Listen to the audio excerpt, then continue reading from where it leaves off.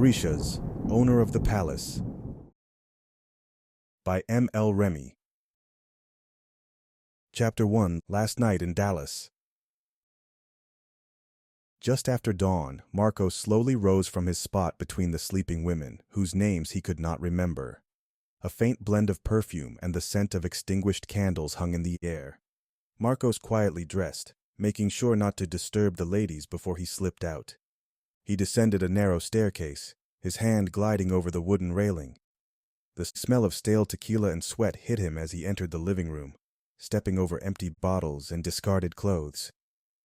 Marcos searched the messy couch cushions and pillows until his fingers brushed against something cold and thin. Fishing out his phone, there were missed calls and notifications from friends he left last night without saying goodbye. However, a 6-digit number stood out, an automated message containing details about his morning appointment. Checking the time, he opened his rideshare app and pasted in the coordinates. Marcos sighed in relief at seeing nearby available cars. A pin dropped onto the map, placing his location in the Deep Ellum neighborhood of Dallas. As Marcos stepped onto the street, a sleek blue electric car was waiting for him at the end of the block. Its exterior gleamed in the early morning light. As he neared, the car door popped ajar. Marcos? Tiwa. I am she. A heavy-set woman greeted him, grinning, as he sat in the back seat, and with a smooth thrum, they took off towards his future. The car sped west, taking the on-ramp that led to a highway separating downtown and uptown. They followed the freeway as it curved towards the edge of the city, still heading west. The city had built a recreational park above a large portion of the freeway. Marcos peered up at the ceiling as they drove underneath it. The lights were still on from the night before, casting a bright gold hue over the empty lanes below. As they approached a white cable-rod bridge in the distance, daylight replaced the glow of the city. Marcos glanced back at the skyline, searing Dallas in his mind as he left home behind. Marcos hoped for a quiet ride, but his driver kept trying to catch his eye through the rearview mirror. I love your eyes. Thanks. Marcos peered down. They're like gold specks. Are those contacts? No, they're real. Giving her a small smile. Didn't think you were the type to wear colored contacts. No, ma'am. Ma'am, please don't call me that. I am Tiwa. I am too young to be called ma'am. Understood, Tiwa. Bless that southern charm. What are you, 20-something? Just a baby. Do you have an older brother? I do. Is he in Dallas? Nigeria. Oh, you mean the war? Yes. I hate it. For 8 years, it's taken away our brothers and sisters. And for what? Do they still believe the pandemic originated there? I guess. How does the second poorest nation in the world create a deadly virus?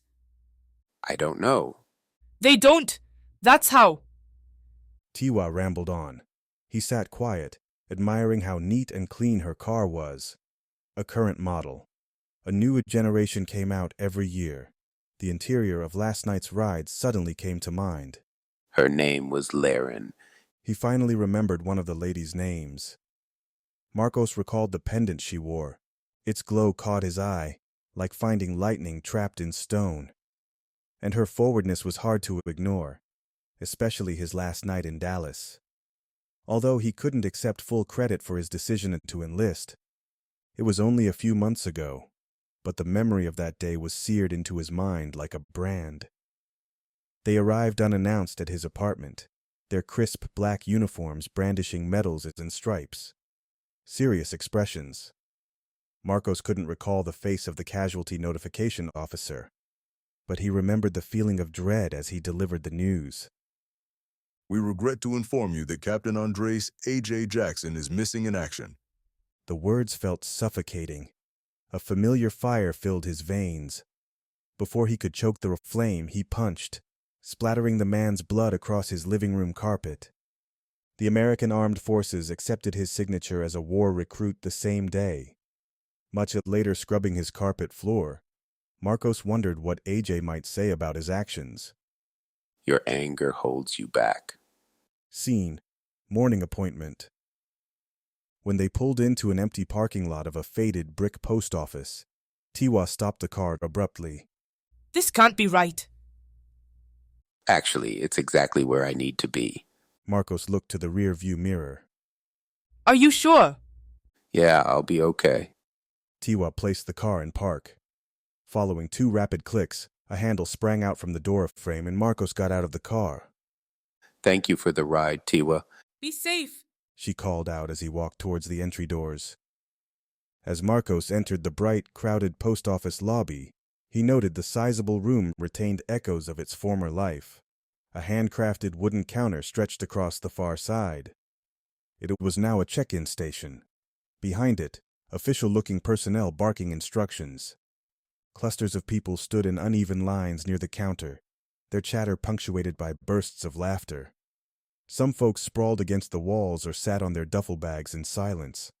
The sound of heels clicking against the cracked tile floor mingled with the occasional call of a name from the processing staff. The majority of enlistees were women, their sequins, feathers, and neon accents reminding him of last night's revelry.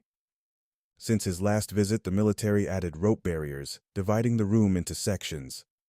A processing lane snaking toward the counter, a holding area where recruits awaited further instructions, and a smaller queue near a side door labeled Orientation. Marcos weaved through the throng, making his way towards the end of the lane. Waiting in line, Marcos checked his enlistment details. He confirmed that once verified, he'd receive his deployment orders. A click. Marcos Jackson. A female voice came over the intercom. A pause. The room fell silent as people searched for the owner of the name. Marcos searched the room for the loudspeaker. A camera was attached to it with a retractable lens, motioning in his direction. Follow the yellow tape through the double doors until you reach the end. A click. Stepping out of line, Marcos left the noisy lobby behind. He walked down a hallway with glass walls, watching enlistees run side by side at the stations, as their performances were displayed on a monitor behind them. He recalled last time, while undergoing the same tests, there were mirrors on the other side. The room across was dimly lit and empty. Marcos realized he was now looking at a 2-way mirror. A whiff of smoke drew his attention from the opposite end of the hallway. 5 paces that way was a solid, steel door. As he grabbed the handle, he looked back toward the empty room again. A younger man with scars across his face stood close to the wall like he was staring at his reflection. Marcos pulled the metal handle. The man's gaze followed him as he moved. Does he see me? Marcos thought. Pulling the steel door open, Marcos entered. Scene. A strange offer. Inside, a table set for 2, welded to the concrete floor. One wall was covered with mirrors, reflecting his tense jaw and balled fist. The room was small and musty, its 4 corners littered up with dusty boxes and dingy documents. Its low ceiling tiles were stained and sagging. The windowless room was frigid, thanks to the blasting air conditioning. The rattling noise from the vent above stopped, causing a hush in the room. The bright industrial light above flickered. Marcos heard his heartbeat thump faster and louder. A shiver ran down his back. His muscles twitched. The scent of clove oil and smoke drew his attention to a corner of the room, where stood a man. You weren't there before. He thought. The man stood tall, his wide shoulders and chest stretching the seams of a perfectly tailored suit. His short hair was peppered with gray, face cleanly shaved. The man had a stare that pierced through him. Marcos remained rooted to the concrete, his eyes focused on the man. He noticed a deep crease between the man's brows and that his fingers twitched. Marcos couldn't find the words to speak, his own body frozen, caught between a sharp cramp and a half bow. When their eyes met, Marcos' stomach dropped, like he was falling. Marcos took his seat and gripped the edge of the table. After a moment, the room stopped moving. I am Ebro. He said, the room chilling as if his words sucked warmth from the air. The discomfort you experienced was a test. Marcos returned his gaze to Ebro. A test for what? To see if you could survive the trip. What kind of trip? Shall we begin? Ebro's tone was dry and businesslike. I'd say we've begun. With a brief grin, he continued. You are Marcos Jackson, brother of Andres Jackson, officer listed as missing in action. Do you know why you are here? The sound of Ebro's voice rattled him, causing a dull headache. Ancient voices will send shivers down your spine. Marcos recalled a verse from one of his grandmother's tales as Ebro spoke. Fate. What a frustrating concept. Can you explain more? I'm searching for my brother. His name was spoken by you moments ago, and so this is where I'm meant to be. You have the eyes of a seeker, and seekers often find what they seek when they least expect it. Ebro paused. Without me, you won't live long enough to find Andres. Ebro shed his suit jacket and placed it behind the chair. He loosened his tie and rolled it up his sleeves. Ebro never stopped looking at Marcos. Ebro took his seat, placing his weathered hands and calloused palm on top of the table. What do you do? I evolve people like us. Ebro gestured between them both. People like us? Kindred in need of specialized training. Ebro paused. This war is brutal, Marcos. Only our best and brightest will survive. Ebro leaned back in his metal chair, stretching like a wild cat. Of course we can't make omelets without breaking eggs. What can you tell me about AJ? You were told he is missing. He's not? The truth is more complicated. Ebro's response sparked a fire in him, and he felt himself grow angry. He was frustrated at his own temper getting the best of him. The air around him seemed to constrict, making it difficult to breathe normally. Slow breaths, Marcos. He told himself. It's called a flare. Ebro stared at Marcos. When stressed, when threatened, or angry, your inner fire lights. Once lit, it burns ash. Life's natural energy. People like us are born capable of this ability. Ebro's voice cut through the anger. The heat passed. A calm returned, washing over him, steadying his heart and clearing his mind. Marcos sensed the anger was still there, but it felt different, like a simmering pot of water. Ebro rose from the table and collected his coat, nodding towards the exit. Through that door are people who will cease to evolve. They will be left behind with the questions and regrets. If you leave alone, you may never learn. Learn what? If you leave with me, I will help you discover what you are. Ebro paused. And reunite you with your brother. Another flash of fire ignited within Marcos. The room flooded with light, causing Marcos to turn away. He briefly caught Ebro's gaze, noting the once brown irises looked inky black. The surge of electricity buzzed louder until the light fixture shattered into glass fragments. What is this guy? He thought. Emergency lights clicked on and Ebro's eyes were normal. Marcos rose from his seat, still focused on Ebro. You know where my brother is? I helped him get there. Marcos paused. When do we leave? You have decided well. Ebro approached the door and opened it. The once familiar hallway was gone, replaced by an aircraft hangar. The inside was spacious, filled with expensive vehicles and antique weapons stored like trophies. Ebro stepped into the hangar, but Marcos's attention was drawn to the outside.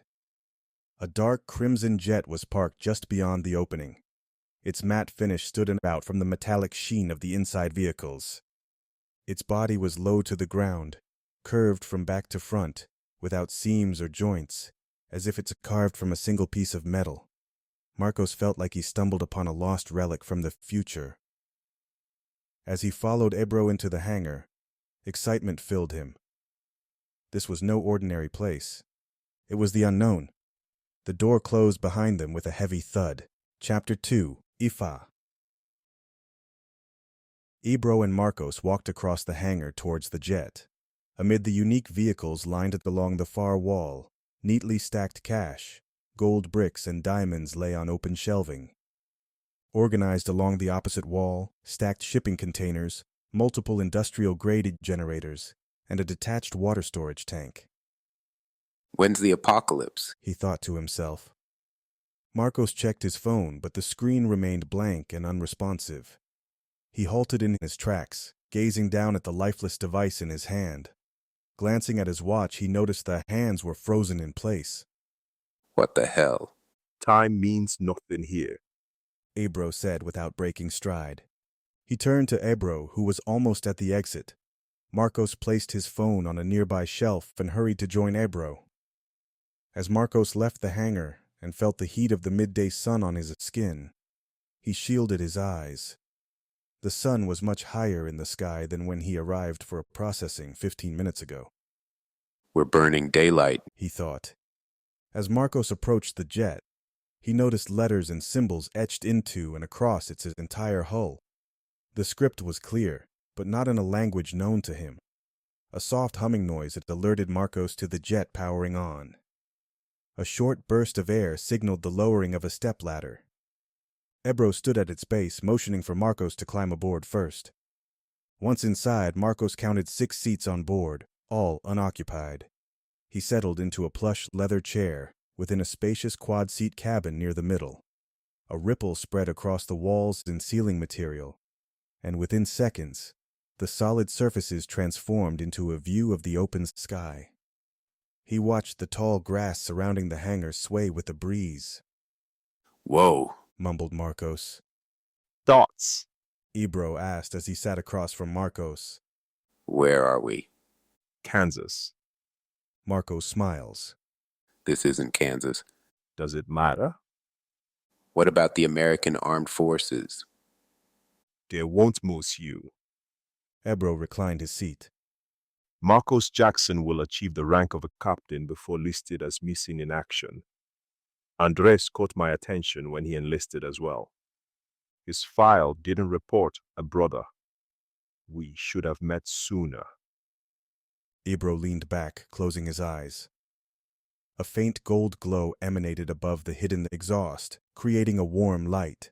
The sound of the jet grew to a smooth, deep-throated roar, as if restrained by the machine's metal body. The jet began to lift from the ground, its wings, sharp, angled slightly, stabilizing flight. Marcos felt the steady flow of energy surging beneath them. A subtle vibration ran through his chair. As it climbed, the jet arced across the sky, leaving no trails or smoke as they met the clouds. Marcos couldn't identify any landmarks, not even a road leading away from the hangar. As the jet ascended, the desolate structure disappeared, replaced by drifting clouds. A break in the drift revealed an open, expansive pocket of shimmering blue sky. Surrounding the jet, clouds seemed to stretch forever. Rays pierced through, slicing dense white edges with golden sunlight. The view was extraordinary. No such thing as a free ride, Marcos. Remembering his mother's words caused a resurgence of heat, and his pulse to race. Marcos closed his eyes and inhaled deeply, his fingernails raking the armrest. When he opened them again, his gaze settled on Ebro. You suppress it well. Ebro locked eyes with Marcos. Where we're going, you won't need to. Nigeria? Eventually. Ebro retrieved a slim metal wristlet from his pocket and slid it on, turning it counterclockwise. The piece lit up black, distracting Ebro's attention for a moment before he returned it to his pocket. The flares have never been this bad before. Ebro nodded silently. It's a natural instinct, warning you of danger. I'm in danger? Ebro smirks. Your life is just beginning. A new world of fear is waiting for you. The jet descended through thick clouds, revealing a barren desert bathed in dusk's fading light. The contrast to the lush fields they left behind reminded Marcos of an asteroid impact. He strained to see when a massive bowl-shaped depression lit up in the earth. The wings tilted in sharply, easing the jet into a controlled spiral towards the crater. From above, it looked like a cluster of lightning bugs nesting in a giant well. Marcos imagined the tallest building in Dallas could fit inside its mouth. Ground lights lit up, revealing a large square near the crater's edge. The jet angled toward the landing pad, its engine power shifting as it adjusted, hovering momentarily. Abro grinned as the jet finally touched down. Welcome to the Infinite Fate Advisor. You are the final arrival. Scene. Descent. Marcos was first off and greeted by the chill of the desert night. He spotted a dimly lit thumb-shaped mass wedged in the earth and hurried towards it. After circling and searching the boulder for shelter a third time, Marcos spotted Ebro. He had changed his clothes to a wine-colored shirt and dark pants tucked into his boots. A soft red glow around his wrist caught Marcos's eye. Your training gear is stored in your quarters. A faint chime sounded from Ebro's wrist, and the smooth face of the boulder shifted, revealing a hidden elevator. The instant the doors opened, a wave of energy struck Marcos, and his body stiffened. His senses became entangled with the scent of spices, like chili peppers and cinnamon, infused in the air. He also detected the stench of sulfur and decay, like a discarded mortician's rag. His stomach churned. Ebro placed his hand on Marcos's shoulder, instantly severing the connection and anchoring Marcos in place. The energy plowing against Marcos ceased. What was that? And who are they? You're sensitive to the presence of kindred. Other ascendants. That's rare, even for our kind. Marcos stood, forcing himself to stand up straight. So they're like me? He asked, stepping in the elevator to join Ebro. There are none like you, Marcos. The elevator closed its doors and began its descent underground. Marcos sensed his time alone with Ebro was coming to an end. The soft glow from Ebro's wrist pulsed as the elevator slowed to a stop. The doors remained shut. Ebro faced Marcos. What you learn here will change you forever, he said, turning his back to Marcos. You will become both their greatest champion and opponent. The elevator doors opened. Marcos followed Ebro through a short, dark passage that led into a warm light and faint voices. He thought over Ebro's last words as they entered a room filled with people. The lecture hall had rows of chairs that sloped down towards a central stage at the front. All turned and stared, their eyes following Ebro as he walked. Marcos scanned the hall as he quickly made his way to an empty seat. A woman with bright pink hair smiled at him, and an older man gave him a nod while most avoided eye contact. Be seated, Ebro shouted. This cycle will include 350 recruits. You will be assigned to squads of 5, where you will learn, practice, quarter, and compete as a team. You will receive a map displaying your quarters and team assignments. Once you meet, each squad elects its own leader. Beware, a leader may trait team members through the duration of training.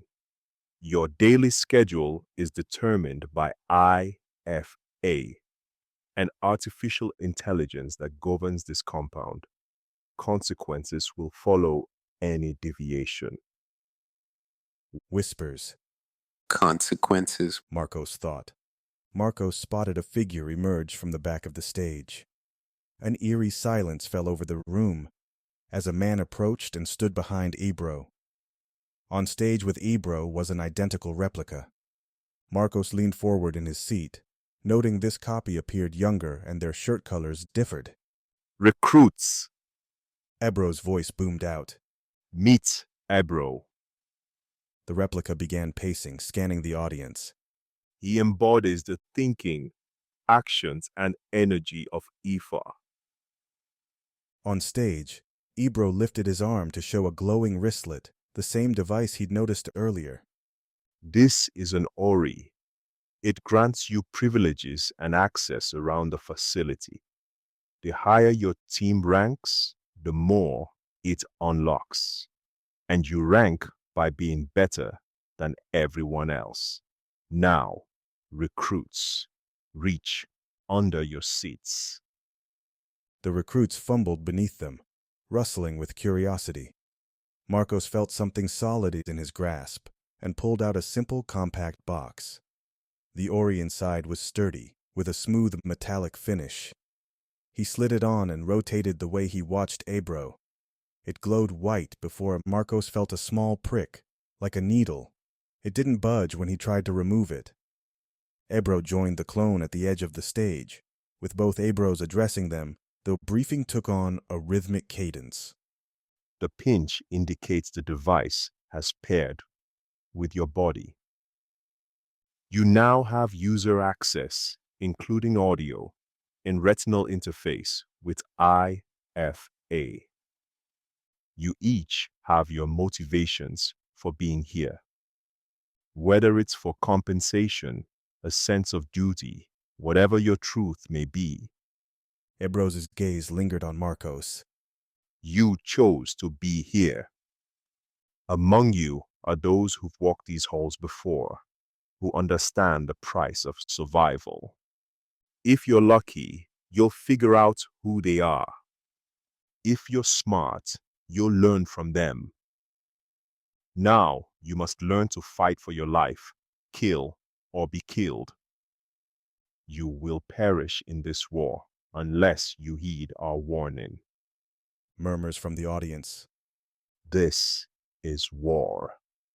The replica drew a long serrated knife and placed it against Ebro's neck before plunging it deep into his flesh. Sections of the hall erupted with outrage. Some shouted, demanding answers. Others wept, but many, like Marcos, remained silent. The blade, stained with bright red blood, dripped to the floor. Only after the replica withdrew, the knife did Ebro's blood pour out, soaking his shirt. Ebro collapsed to his knees and fell forward into pooling blood. Ignoring the crowd's reactions, the replica wiped the knife clean and sheathed it.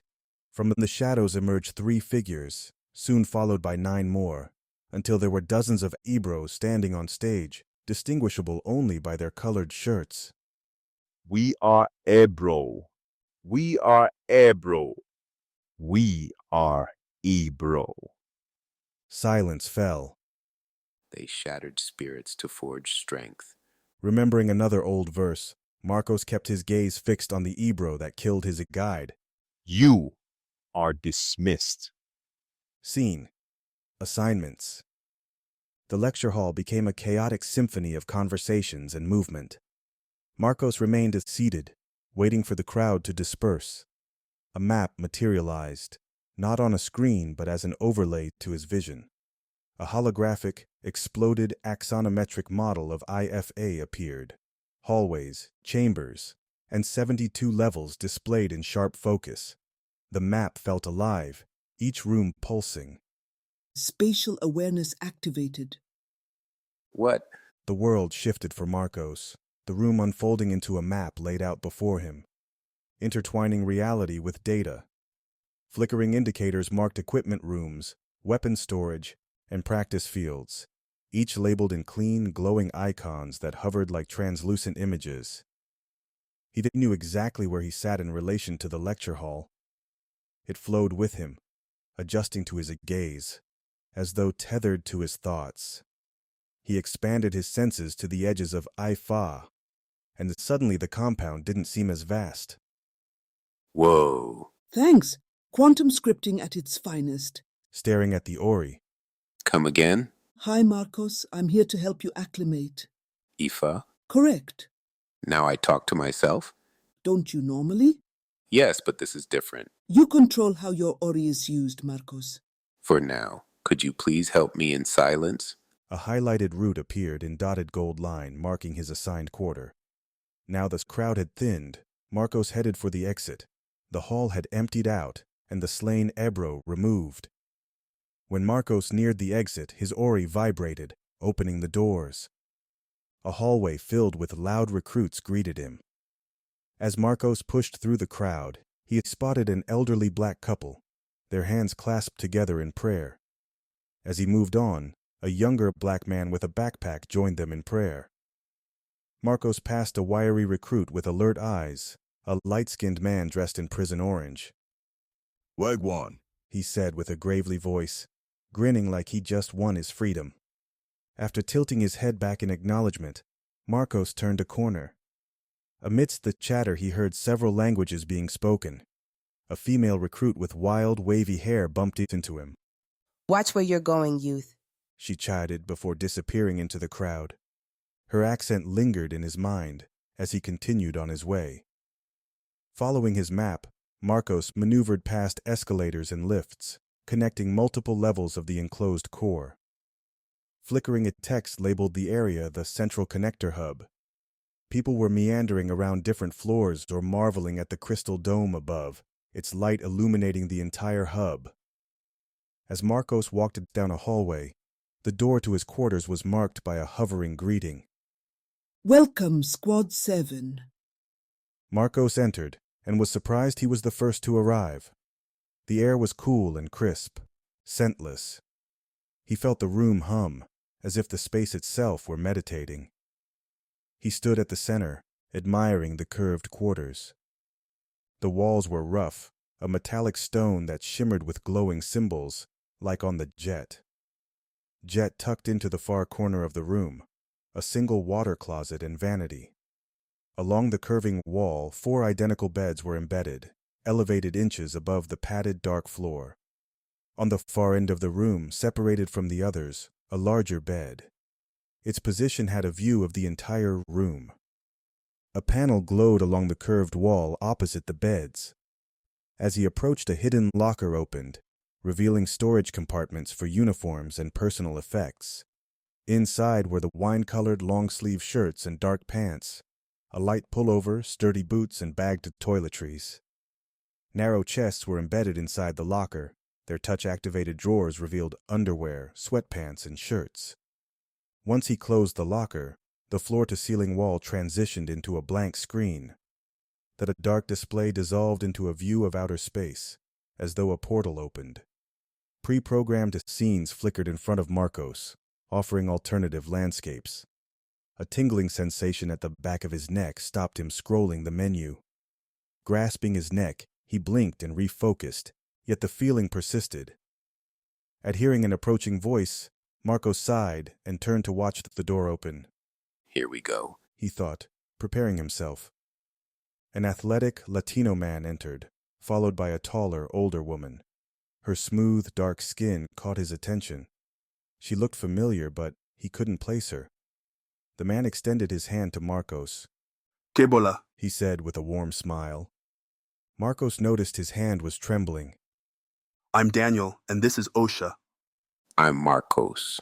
Osha gave him a civil nod before revealing another hidden locker. She began inspecting its contents, pulling out a bag and placing it on the largest bed. As she rummaged through it, another recruit walked into the room. The new recruit bumped into Daniel with his wide frame. Daniel shot a disgruntled glare at the newcomer. "Hi, I'm Daniel." He extended his hand. The newcomer looked around, ignoring Daniel before heading to his hidden locker. He grabbed a duffel bag and retrieved it. Scanning the room, his eyes settled on the largest bed. He tossed his bag, narrowly missing Osha as it landed on the bed. "It's reserved for the squad's leader," he announced with his back turned. What's his deal? Marcos wondered. Marcos felt his ori vibrate before displaying a profile of Otis Manning. Thank you. You're welcome. Marcos watched Daniel walk over and place his hand on Otis's shoulder. "Relax." Daniel pleaded. "The lady was..." "Pop." Otis elbowed Daniel in the face before he could finish his sentence. Blood gushed from Daniel's nose as he tilted his head back. Marcos went to his locker and grabbed a towel, before tossing it to Daniel. Otis turned to Osha, almost daring her to respond. She picked up her bag and placed it onto another bed. Otis approached Marcos and leaned in close. Are we going to have a problem? He smelled the stench of vomit on Otis's breath. No problem, Otis. Marcos caught a glimmer of fear in Otis's eyes, distracted by something at the door. Standing in the doorway was an Ebro, dressed in white and silently observing. An injury was detected. The Ebro announced to the room. I'm here to escort the injured to the healing chamber. Daniel kept his hand pressed against his nose and trailed behind Abro. After they made their way out, their final roommate walked in. The latest addition glanced around the room, then back at the main corridor, before looking back again. What did I miss? Chapter 3, Squad 7. Gazing at the screen, outer space transformed into an underwater scene. A swarm of jellyfish floated across the display, covering the entire wall. Marcos sat listening to his new teammates sorting through their belongings, keeping to themselves. Within minutes, Daniel returned with a straight nose. Anyone hungry? He asked. The group, minus Otis, made their way to the dining hall. What happened in medical? James, the fifth member of their squad, styled his hair into double Dutch braids, tied back, with a fade. He was tall, lean like a swimmer. The procedure was quick. It felt like ants were crawling in my nose. It wasn't painful, but it wasn't fun. Were you alone with Ebro? What y'all talk about? Yeah, we didn't speak. Well, Ebro didn't. I can't help it when I'm nervous. If healing us is that simple, then imagine how dangerous training must be. As they entered the dining hall, voices and laughter swelled around them. The clatter of plates and the scrape of chairs filled the air. Long tables stretched across the hall, supporting platters and bowls that overflowed with colors, aromas, and textures. Marcos caught the scent of gumbo, its spicy, smoky aroma escaping a steaming pot. Plates of red beans and rice sat next to honey butter cornbread. A platter of jerk chicken drew at a crowd with its charred, slow-roasted scent. The dessert tables were covered with pies, cakes, and macaroons. Around them, enlistees piled their plates high, the sounds of clinking glass and bursts of laughter mixed with music coming from hidden speakers. Marcos felt drawn to the feast. He turned to Osha. Her serious expression had transformed into one of excitement, perusing the assorted dishes. The group prepared their own plates before sitting together at an unoccupied table. Oris vibrated as one throughout the hall. We all received the same message. Training starts in 10 hours, said Daniel. Aren't you helpful? James retorted. Predictions for what tomorrow will bring? He nodded towards Osha. Tomorrow will bring pain. She responded, before biting into more cornbread. Marcos noted how picked over the dessert platters looked, as recruits continued funneling into the dining hall. Finished eating, Marcos stood up from the table, gathering empty dishes in his hands. He had second helpings of the spicy Cajun pasta and crab cakes. Hot date? Asked James. And yeah, in 10 hours. Marcos excused himself to their quarters. When he returned, the room was dimly lit and quiet. Otis was motionless under his blankets. Once changed and settled into bed, Marcos lay still, listening to the room's hum before drifting to sleep. Scene. Consequences. A searing pain on Otis's wrist jolted him awake. As he sat up, all the others did likewise. A message materialized. S7 report to training chamber indicated on map. A timer appeared and began counting down from 9 minutes as soon as the notification vanished. Otis, tearing off his covers, rushed to dress in the dark shirt and pants uniform. Foot shoved halfway into his boot, Otis watched the others sprint out the door, rushing after Marcos. The timer showed 7 minutes remaining. Otis reached to grab his other boot and froze. It wasn't where he left it on the floor. Otis leapt up and flung open his locker, searching. No boot in sight. Consequences will follow any deviation. He recalled Ebro's words. Clutching his mouth, he hurried to the water closet, flinging it open the toilet seat before vomiting. After quickly rinsing his mouth and face, Otis stood at the vanity mirror. So much for skipping dinner. 6 minutes remaining, Otis. Check under the bed. Otis dropped to the ground and searched under his bed. The missing boot lay on its side. Damn. He snatched the boot, quickly shoving his foot into it before charging out of the door. A bold red path materialized, mapping out a critical path and tracking the movements of his team in real time.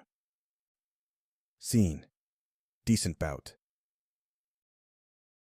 The halls were filled with other recruits running to their destination.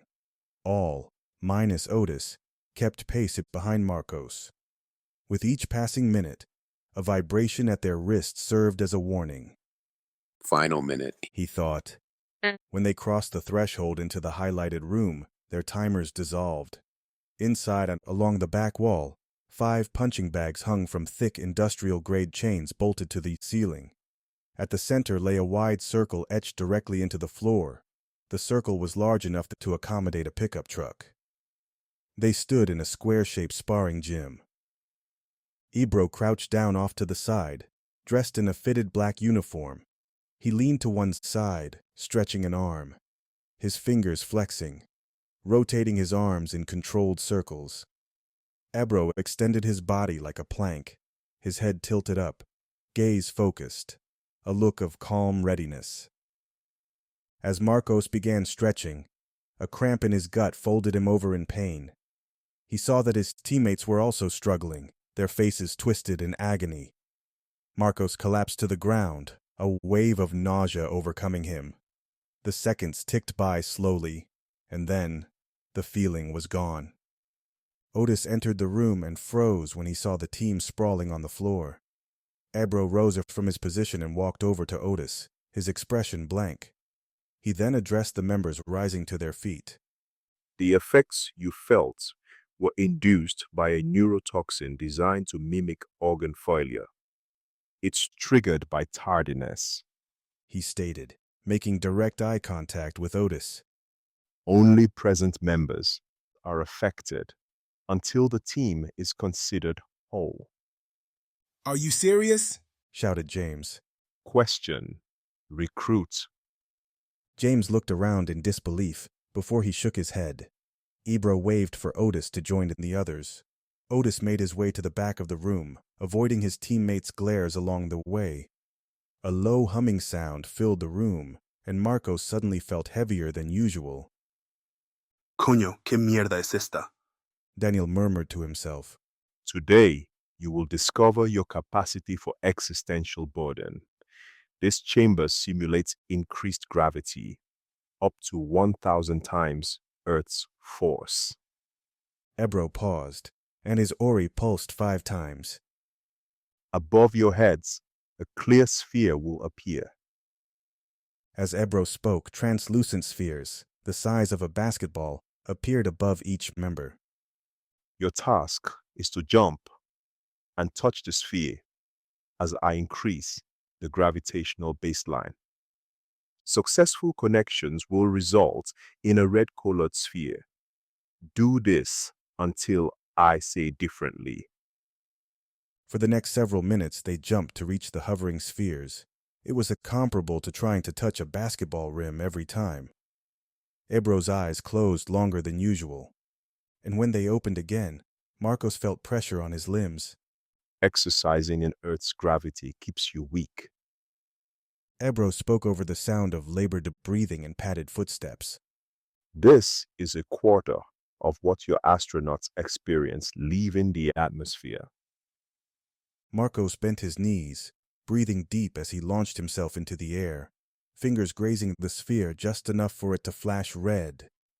He landed hard, rolling his shoulders and shaking his arms out before gathering himself and jumping again.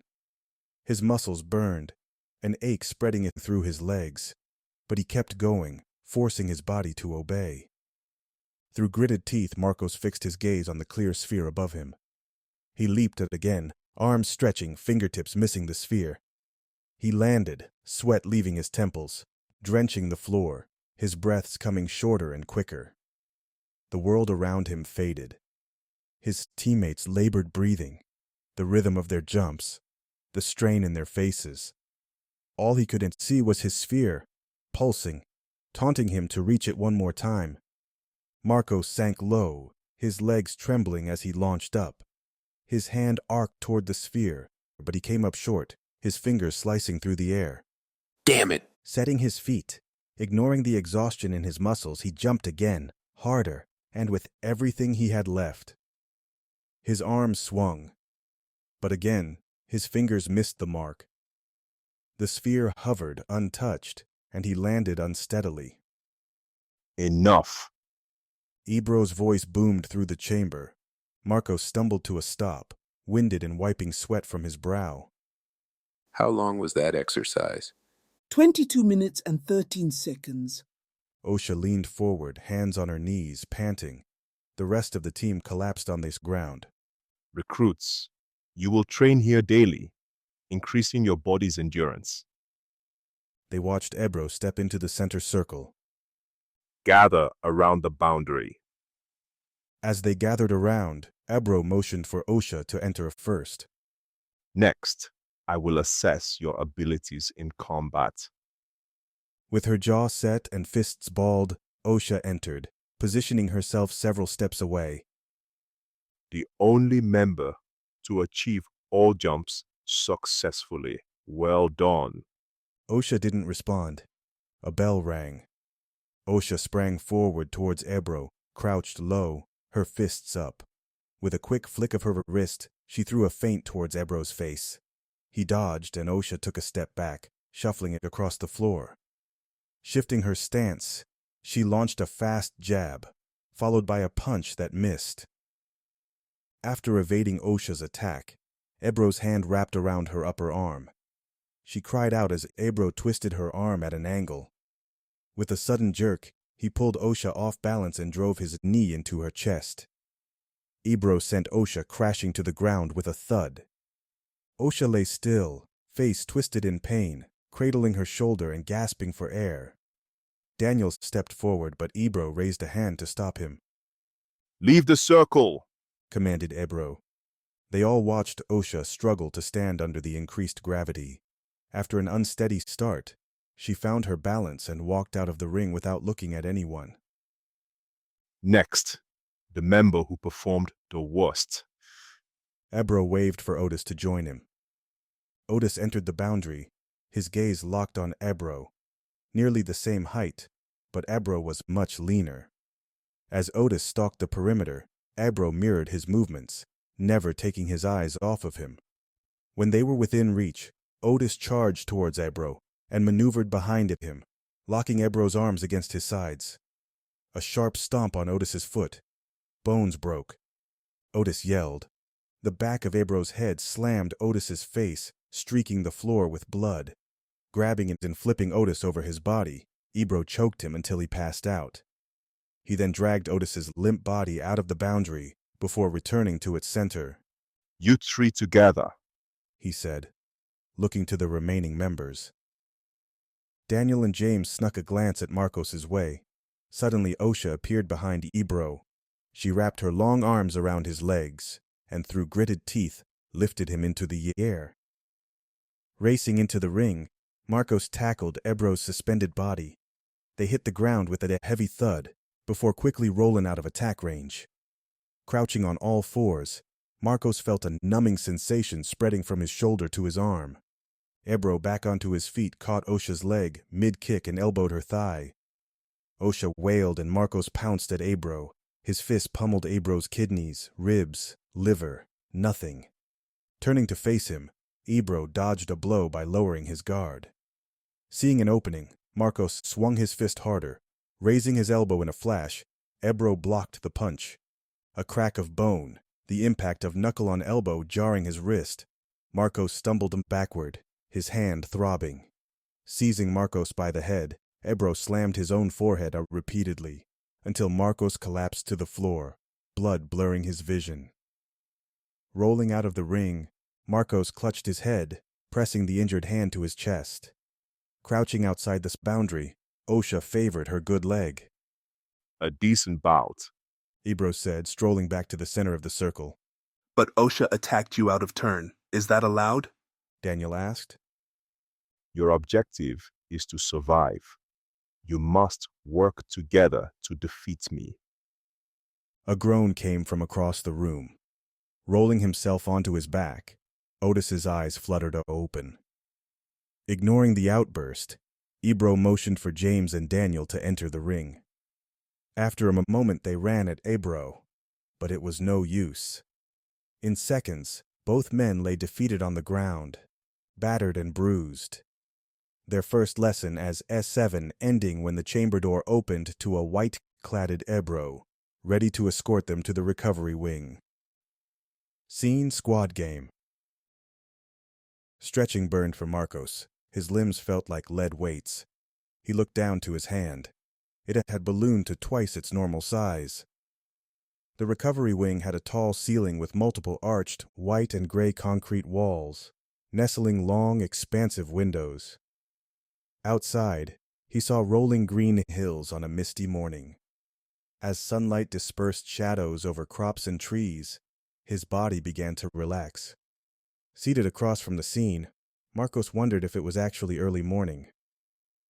What time is it? Your day started 1 hour 13 minutes ago. Which would make the current time. Irrelevant. Are you not going to tell me? It's classified to your rank. Telling you the current time would encourage more questions than answers you aren't cleared to hear. He sucked his teeth in frustration. Rank up if you want answers. His Ori chimed, finally granting him access to a healing chamber. He was the last of his team to be seen. As Marcos entered, he felt a change in the air. There was a stormy scent, like a rich soil and drenched lavender. The hairs on his arms stood up. He spotted a woman lying on her belly while an Ebro closed a deep cut, starting at her waist and ending above her heel. 2 tightly twisted hair braids lay on her back in perfect symmetry. The sight of her bare legs and feet renewed warmth in his veins. She lifted her head. The woman who'd bumped into him. Like what you see? She asked, meeting his gaze. One of these puppets got a decent swipe. She added, glancing at the Ebro healing her leg. What do you call yourself? She asked, smirking. I go by Marcos. His mouth watered, like after sucking a lime. I'm Aurora. It's a pleasure, Aurora.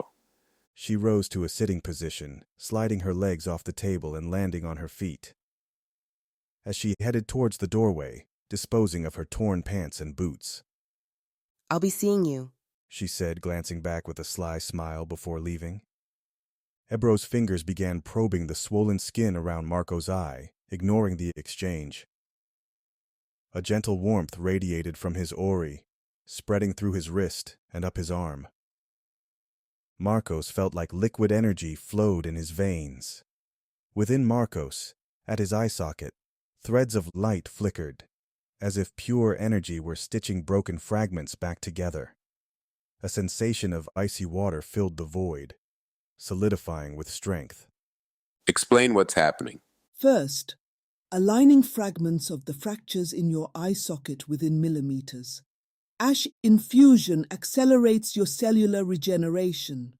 Now, micro fissures in your knuckles and metacarpals will be sealed, and your joint structures stabilized. Around Marcos's hand and knuckles, a feeling of compression, as though invisible hands were reshaping his bones, pulling them back into alignment. A deep soreness plagued his body, like after a new workout, but his strength was returning and fatigue vanishing. How do you prevent fatal injuries? I detect threats in real time, adapt to evolving circumstances, and restore equilibrium before harm becomes irreversible. Whether stabilizing critical systems, redirecting energy, or fortifying vulnerabilities, my protocols prioritize your survival. What's an example of fortifying vulnerabilities? Bone fracture prevention. Bone density is strengthened via ash infusion in vulnerable areas, milliseconds before impact. If fractures do occur, I stabilize the area with energy braces or rapid regeneration scripting. Can you prevent the impact entirely? Marcos, that's your job. He looked down to see his Ori emitted a steady pulse. In just a few seconds, his hand was fully functional again. Within minutes, all of his injuries were healed. I'm impressed. Thanks. Get moving or you'll be late. First class, quantum scripting begins soon. After leaving the healing chamber, a dotted line materialized, leading him to his next destination. He followed it down 3 levels of stairs, past the communal showers. Will you add mandatory showers to my schedule? Done. Inside the classroom, smooth obsidian walls were etched with glowing letters and numbers, made of ash, constantly shifting like lines of code. The light came from the walls and floor, illuminating the space with an unnatural glow. At the front of the room, a screen covered the entire wall, and on stage stood a single podium, no instructor. The desks were spaced in a 5x5 grid. Including his team, there were 3 squads present. Marco slipped into the room, drawing subtle glances. To his right, Otis sat alone at the far end of the first row, his fingers drummed against the desk. Behind him, in the middle rows, Osha and Daniel were seated a chair apart. Osha leaned back in her chair, arms crossed, alert. Daniel sat resting his forehead on the desk. Behind them, James was chatting with a curvaceous female from another squad. He leaned over his chair, grazing her wrist with his fingers, his voice low. The woman tried to hide a smile, but failed. Her teammate sitting beside her scowled in silence. Marcos made his way to the empty seat beside Osha, nodding briefly at his teammates as he passed. Daniel didn't look up, but Osha offered him a nod before shifting her attention. As Marcos settled in, a sage-cladded Ebro entered and headed towards the front of class. The classroom was silent except for the low hum of screens embedded in the wall. Ebro stood at the podium, scanning the room. Quantum scripting, the art of imposing one's will upon reality. Not for the weak nor the reckless. There are 3 principles.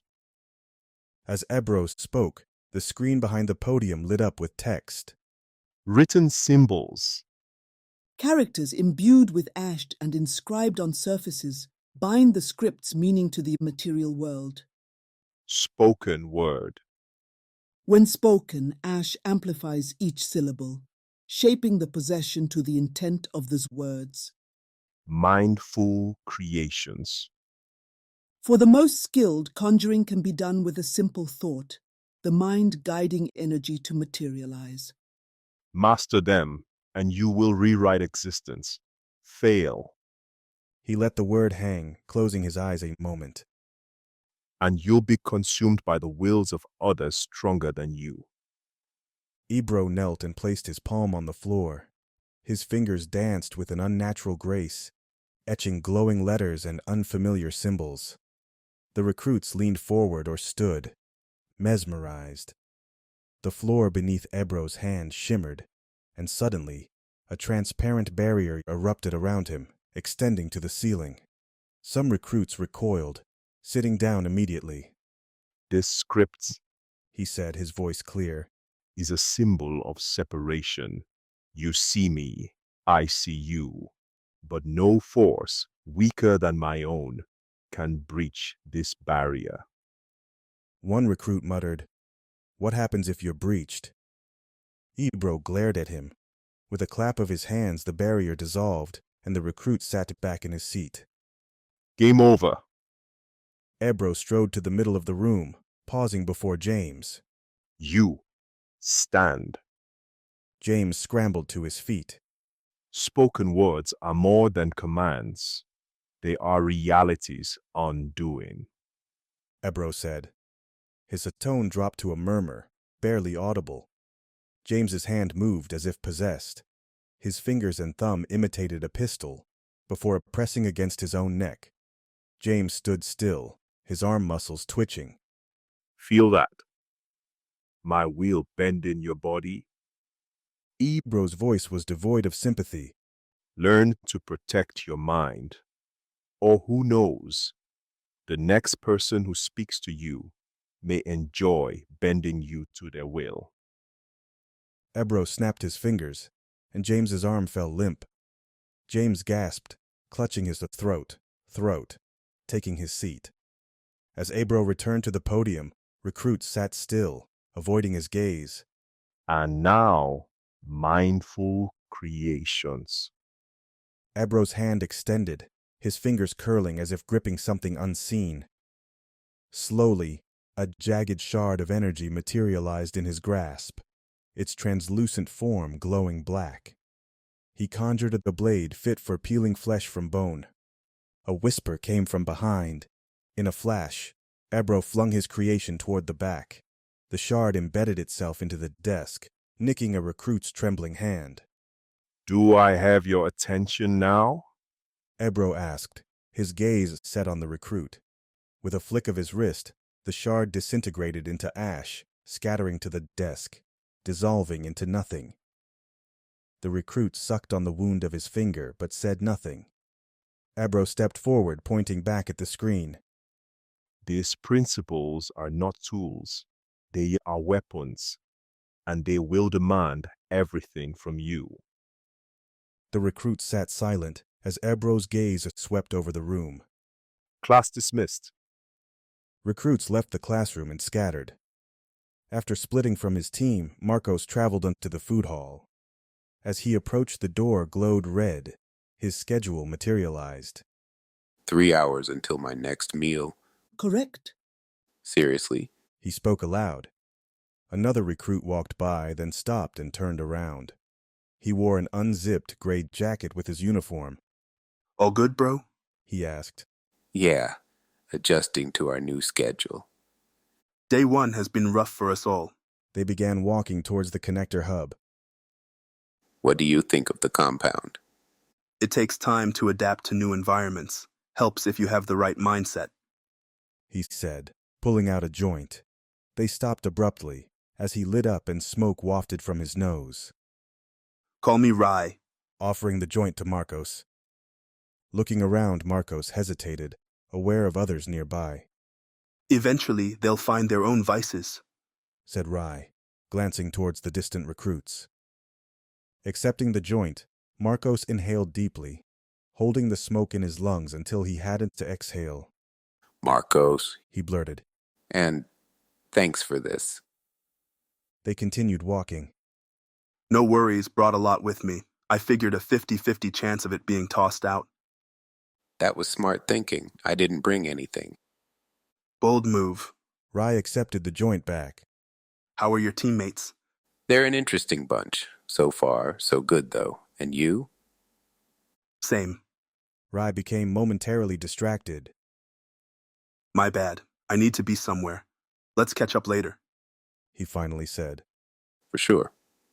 Their hands clasped together, interlocking in a grip, then released before Rye hurried off in the opposite direction. Returning to his quarters, Marcos saw everyone lay awake, their faces reflecting frustration. Don't bother falling asleep, Daniel said, holding up his wrist. This thing burns your skin if you do so before you're scheduled. I'd rather shower. Accessing his locker, Marcos pulled out his toiletry bag and a drying towel. Their oris vibrated before a message appeared. S7. Report immediately to Battle Arena for squad game. Damn, Marcos murmured. Finally, a bit of fun, Daniel said, already moving towards the door. Says who? Said James, trailing after Daniel.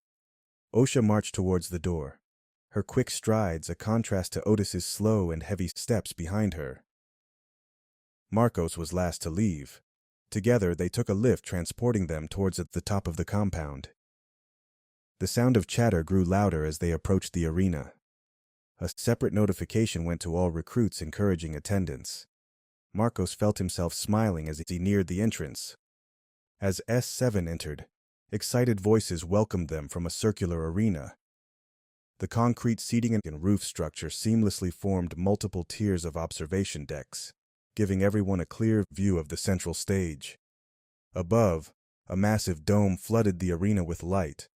The lower and upper decks filled with recruits, arriving from different areas of the compound. Ororo sat among a group on a middle deck. She pointed towards the stage, and a recruit Marcos recognized approached them. Long time no see. said Rai. Their fists bumped, My group is S23. pointing to the 4 individuals standing nearby. We're S7. Otis said, stepping in between Rai and Marcos.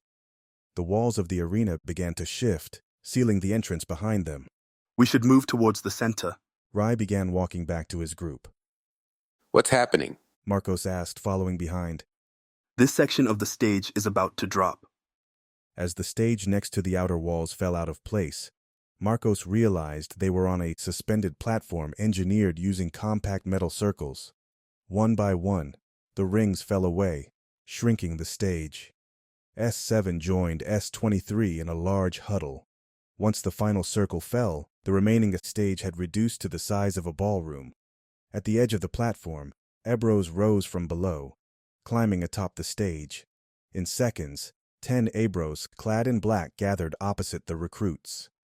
An etched line divided the stage at its center, separating the two groups. As a loud hum echoed throughout the arena, a riddle appeared. 2 squads combine, both sides divide. Time is thy enemy, not just thy enemies.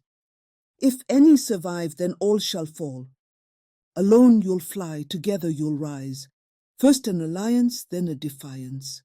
Culling the cunning will seize you the prize. A clock appeared in the air, gold numbers counting down from 3 minutes. Listen up, 23. Rai's voice cut through the noise in the arena. S23 gathered around Rai. This may feel surreal, but they are real. He said, jerking his thumb towards the Ebros. By working together, we can survive them. While speaking, Rai addressed both teams. What about the rest of the riddle? Otis asked. We must work together, but only one of the squad can win. Correct, but don't confuse the game with our first objective.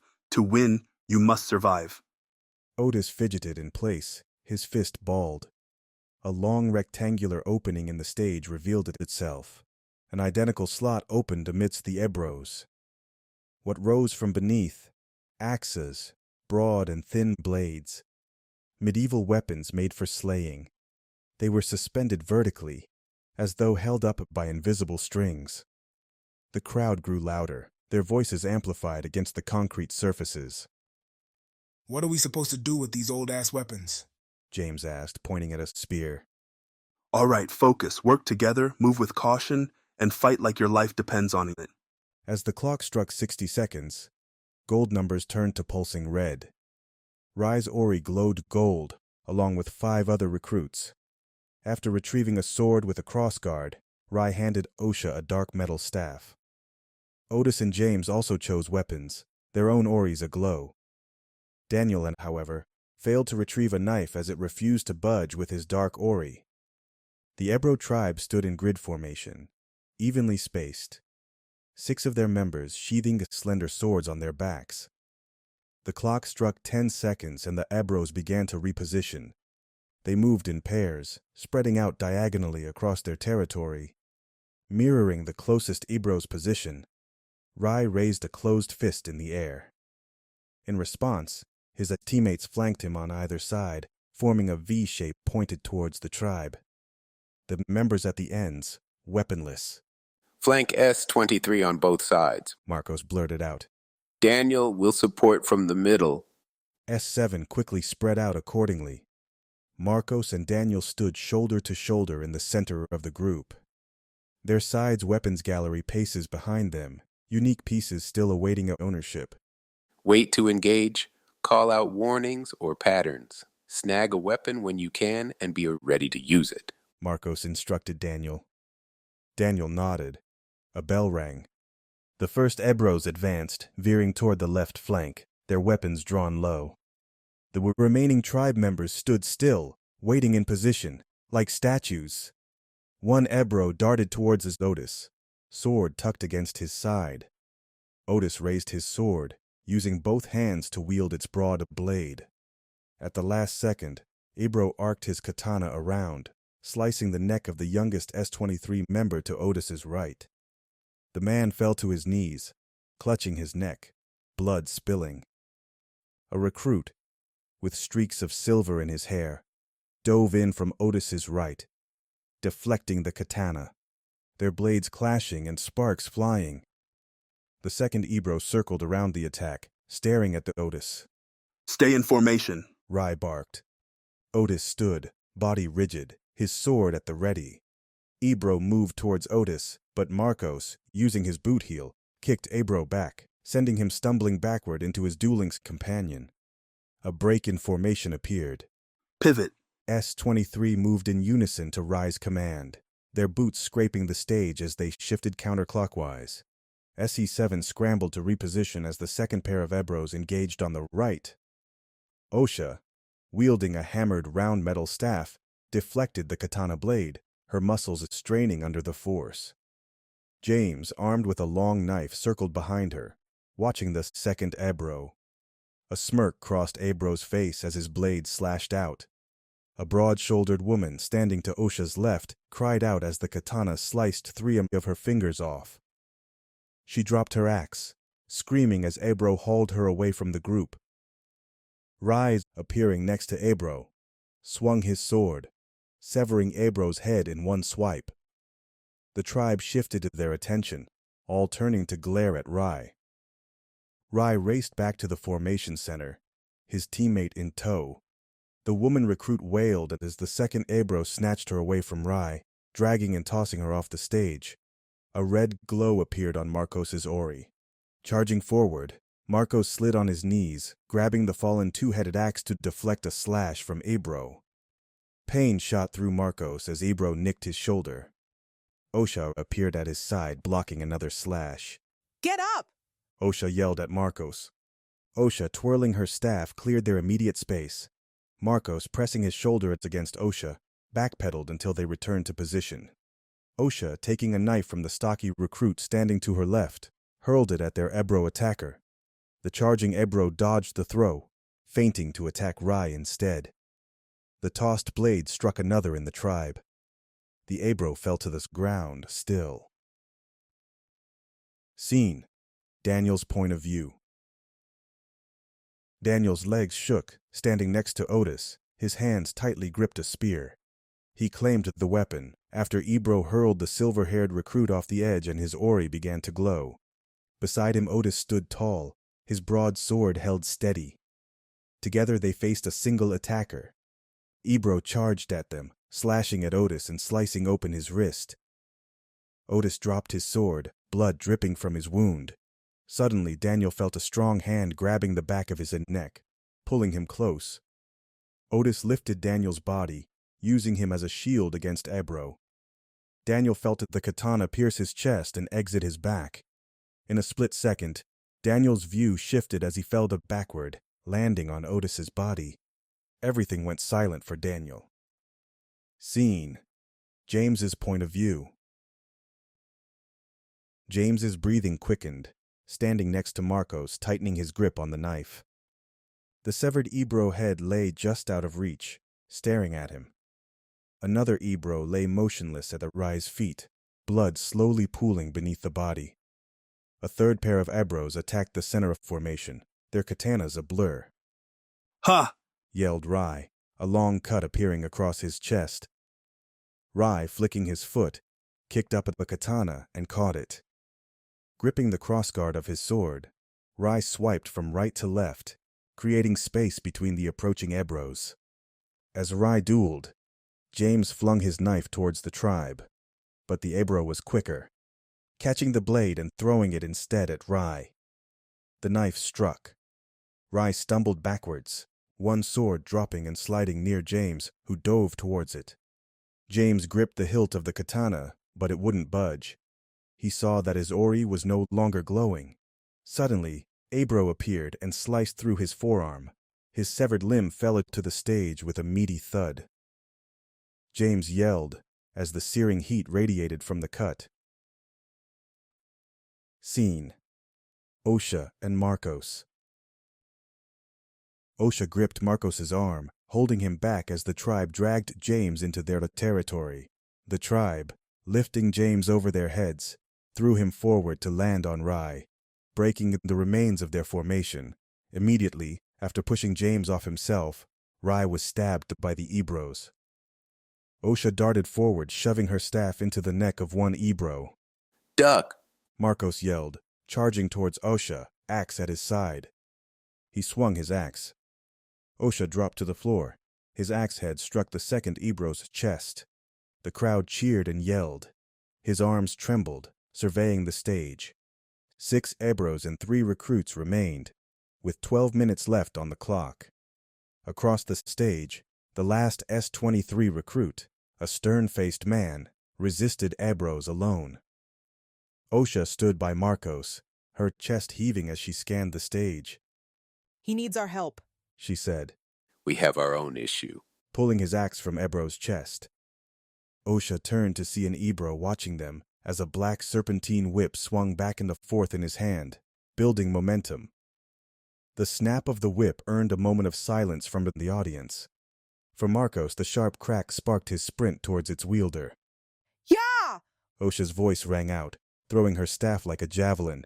The staff soared past Marcos, narrowly missing Ebro. Marcos felt the sting of leather graze his face as momentum carried him across the stage, crashing into Ebro's body. The impact was like running into a solid wall, tearing the axe shaft from his grip. His ori went dark. Ebro grabbed Marcos's face and throat, raking his flesh with sharp nails. His vision teared as Ebro's hand squeezed, breaking his jaw. Ebro slammed his knee into Marcos' sternum like a battering ram. Drawing a breath was a struggle for Marcos, his body curling forward, legs shaking. Distant voices grew hollow as Ebro cast his body off the platform, darkness lulling him into sleep. End scene.